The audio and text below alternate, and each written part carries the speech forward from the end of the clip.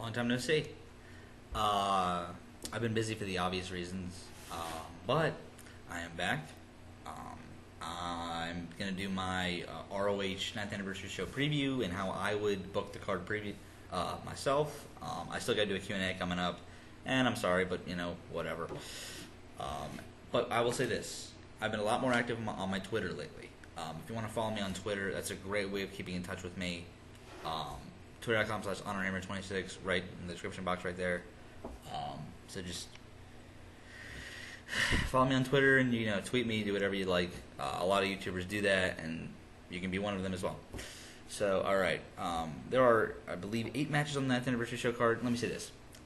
This is going to look like maybe the weakest internet pay-per-view. I mean, everyone is kind of stacked going in with maybe the exception of Big Bang. But even with Big Bang, that had 2 matches that were built greatly, with Steen, Generico, Cabana, Carino, the first tag match being a third. So, this one is kind of the weakest in that sense, with the fact that the main event really no one wants to see, and I got to give ROH credit for the fact that, give it a little bit of, substance to just more than just how they built on HDNet, which I liked what they did on HDNet with these two, but, But something popped in my mind. As soon as I heard it was going to be a no-holds-barred Barrio street fight, something popped in my head, and I'm going to share my ending for the pay-per-view once I get to it. So I would start off the night with the four-corner survival. Steve Carino, Kyle O'Reilly, Grizzly Bowwood, and Mike Bennett. I would play up the whole, Grizzly Redwood is kind of the good, with the whole Steve Carino storyline. Him trying to help out the younger guys. Grizzly Redwood's a good example of who he's trying to help, and then Mike Bennett, and I would put Kyle O'Reilly maybe in that too, but more Grizzly Redwood, because I think Kyle O'Reilly is a better worker, so he could take on the working role here and just do a ton of shit and be impressive, where Grizzly Redwood could be used more for more storyline purposes, and Mike Bennett could be used for that cocky heel who's taking all the wrong ways of getting a career. So this match is going to be it's not going to be anything special, but maybe I would put Kyle O'Reilly over here. It has to be O'Reilly or Bennett. I don't see Redwood winning, and it has to be one of those two winning. I personally would give it to O'Reilly. I said to give him the feature that whenever the Cole and O'Reilly tag team, there's a little bit of a push. You can say that this guy can do it in big pressure situations, and his partner's over in Europe, not here on the pay-per-view, busting his ass. So I think they would do a lot for him, and then it would get over the fact more with maybe a little bit of a post-match brawl with Bennett and Carino, and then Redwood trying to be the guy who stops it. I think that would be really good, and that would be my opener. Then I would go right into I wouldn't want to put the women, being live for Final Battle, I was kind of disgusted with what they did with the women, especially with a girl like Awesome Kong and how good she is. She basically was not in the match at all. I mean, why did you bring her in? So I want to give him a little bit more substance here. I know that, and you can give him time here when there's not that many other matches that, have to have this amount of time and this amount of storyline. There aren't that many. On Final Battle, you could have made the case for 1, 2, 3, 4, with possibly a 5th. So, and even with the 5th, Kenny Omega got injured. So, you want to give Sanjay Dutt a role, but, Kenny Omega got injured right before the pay-per-view. So, there aren't that many matches on this pay-per-view that, you have to give time to. So, why don't you give Del Rey and Mischief, 15 minutes?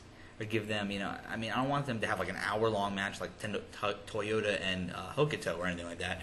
But, just give them, 15 quality minutes. I don't see why you can't do that. And that's why I'd have them... I guess I gotta have them go on second because I really wouldn't want to have too many new faces like back to back that are males. So and that would be Michael Elgin. So I would have Sayre Ave and Mischief second. 15 minutes, as I said. These two have very good chemistry. Del Rey is one of the, if not the best woman in the world right now. And Mischief she's definitely top 5 or top 3. So just two very, very good wrestlers and former Shimmer champions. So I definitely think the winner of this match can have a claim for the next Shimmer tapings that they get the next shot at Madison Eagles. So there's that. Next, I would go into the Michael Elgin versus El Generico match. Just kind of display Michael Elgin, as kind of a powerhouse. Generico is a lighter wrestler, even though he's like 200 pounds. But have Michael Elgin just throw him around and do all sorts of impressive power moves, and just do that. That would be your match. And in the previous match I would have Del Rey go over, but in this match I would have Generico. Generico at the end go over and make it look like Generico had to struggle to get the win against Elgin. Put Elgin over here. That's exactly what I would like to do. Elgin's kind of playing the role of the bodyguard of Roderick Strong a little bit. So have Elgin get a lot of offense on Generico. Then Generico has, he does some of the best comebacks in wrestling right now. Have Generico do that and beat Elgin. That'll be my match. To give it about 12 minutes. Not anything too long, but not too short either. So that should be a pretty good match. I really want to see what Elgin can do. Then we will get the. What should we put here?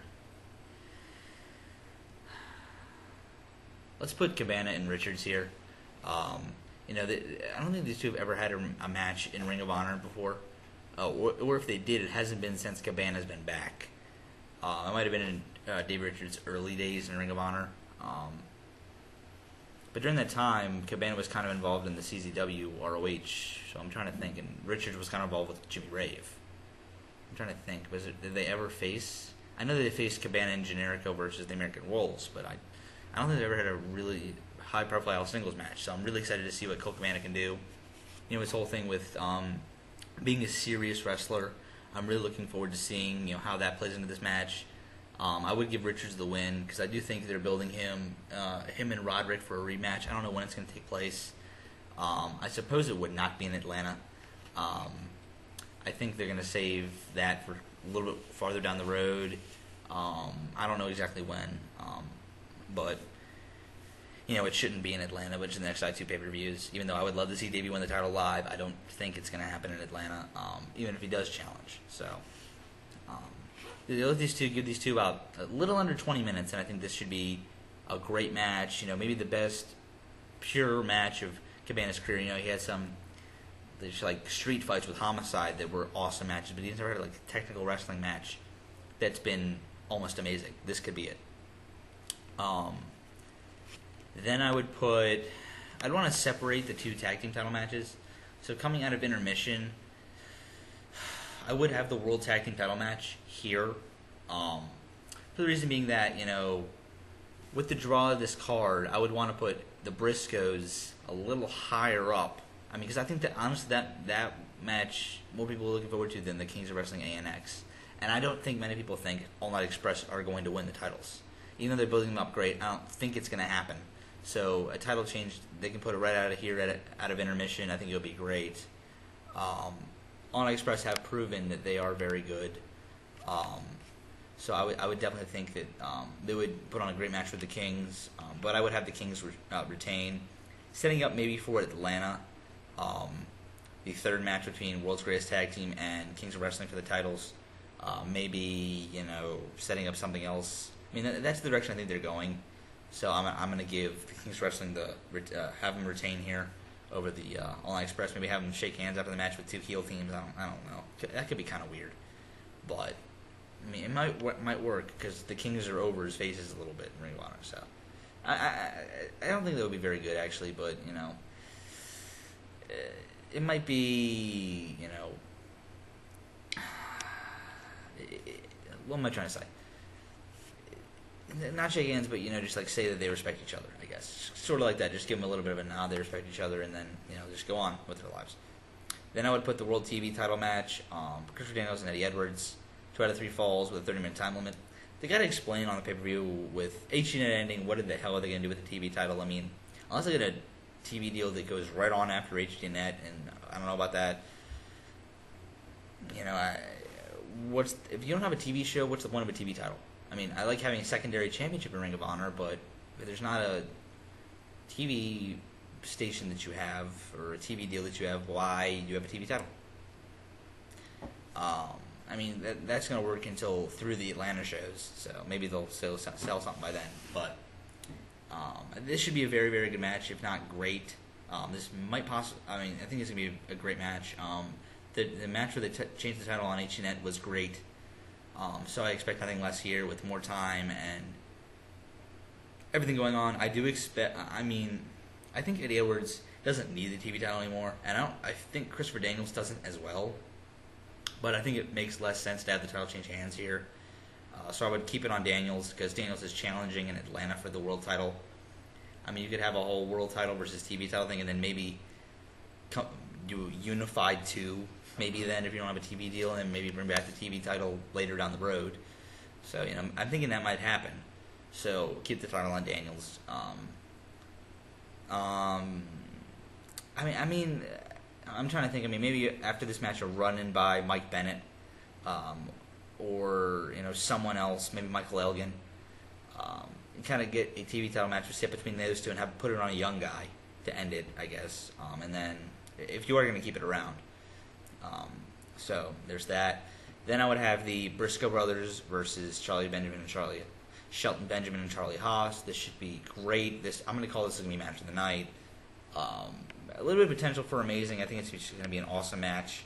The Briscoes, are proven in big match situations. They have a great track record on iPay-per-view.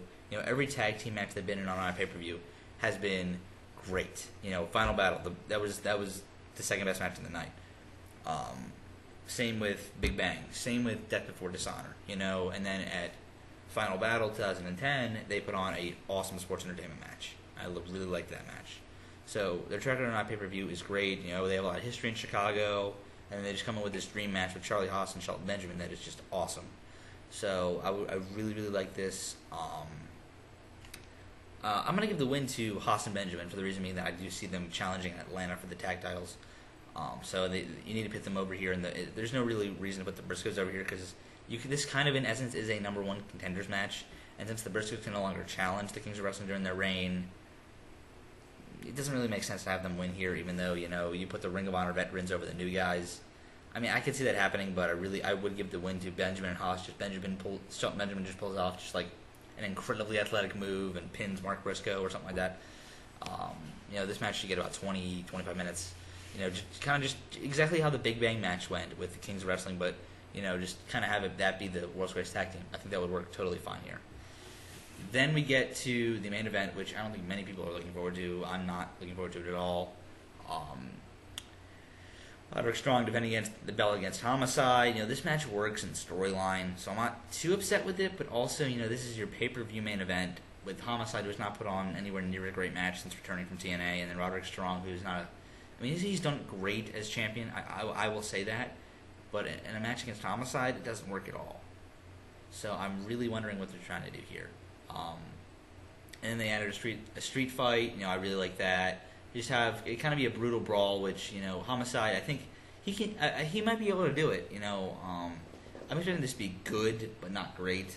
Roderick Strong retaining. Then after the match, Homicide just starts to beat down really hard on Roderick Strong. Turning him fully heel. And then the lights go down. You hear Low-Key's theme song. Low-Key returns, attacking Homicide. And then Homicide, Homicide retreats, saying retreats back to the back, and then Low-Key says, "I'm back." I would love to, after the time, my first order of business is to take out punks like Homicide. I think he's trying to run things. It's kind of that storyline. Instead of a match between those two in Atlanta, I think that would totally work. And then kind of have Roderick Strong and Low-Key kind of look at each other, teasing that a little bit. I think that would be great to end the pay-per-view, a big return.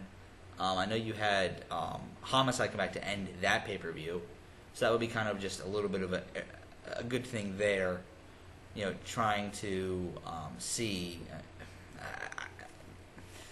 it would make for a good storyline when you have the exact same scenario take place with the returns of Low-Key and Homicide. You're going to have them feud, and I would have them feud out of this match. So, I think that if this was a normal Chicago show, I would be totally excited for it. But it's an iPay-per-view. I just don't know whether I'm going to watch it live yet. I really don't know. It depends on what's going on with my fraternity and, other things of that matter, just college in general. I really don't know. As of right now, I have not heard anything. I am free. But that could change Saturday. If it starts at 8, that could change Saturday at 7:30. So, I really don't know. But this should be a great show. Am I expecting an amazing blow-away show like I have for pretty much every other iPay-per-view? No. which is, I think is the weakest. But am I expecting still a good, fun show to watch with a lot of? This is gonna be a storyline-driven pay-per-view because I gotta wait until the. I'm gonna be at both Atlanta shows live. I'm gonna be at WrestleMania, and I'm so hyped for that. I'm gonna be at both Atlanta shows, which are gonna be pay-per-views. So, and those shows are gonna be bigger than this. So this is gonna be a very storyline-driven pay-per-view, with the 2 Atlanta shows kind of being back-to-back super cards, which I think is gonna happen. So, you know, leave me your thoughts on 7th anniversary show. That was in 2009, Nigel McGuinness Kenta. On the 9th anniversary show, you know, if you're going to be there, have a great time, you know, and I will see you guys later. Bye. We end this video. My mouse is going crazy. Alright, bye.